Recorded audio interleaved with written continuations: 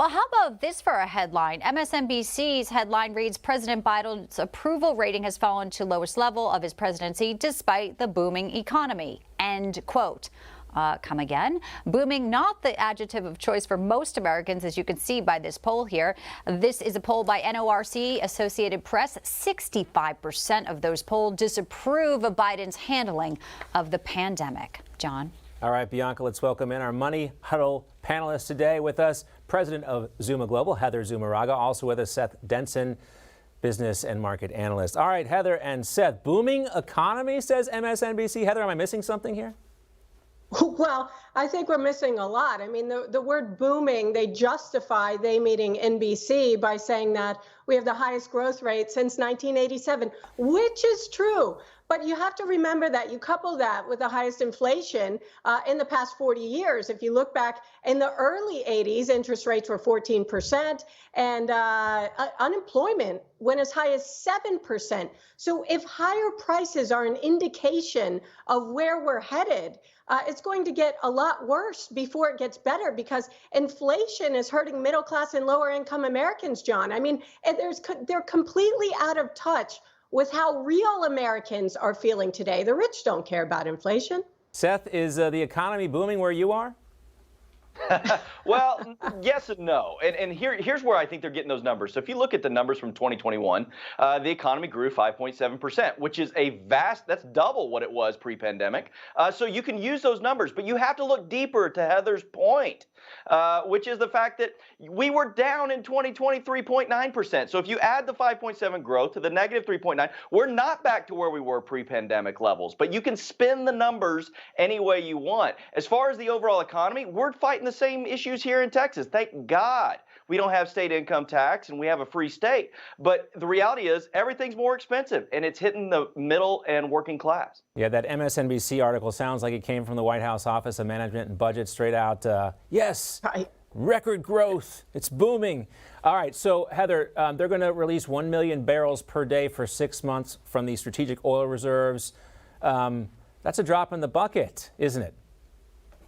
Well, it really is. I mean, 1 million for the next 180 days is about 5% of daily consumption on average. So it's more than they've done in the past. I mean, look, they've done this before.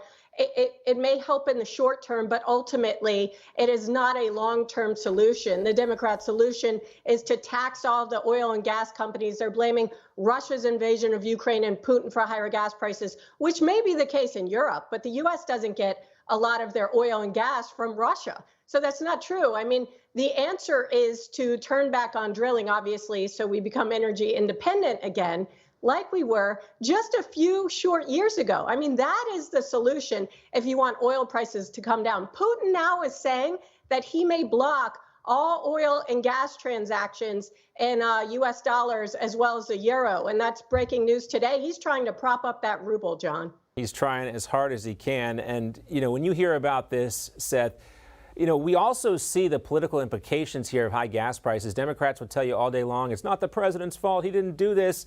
But voters clearly think otherwise.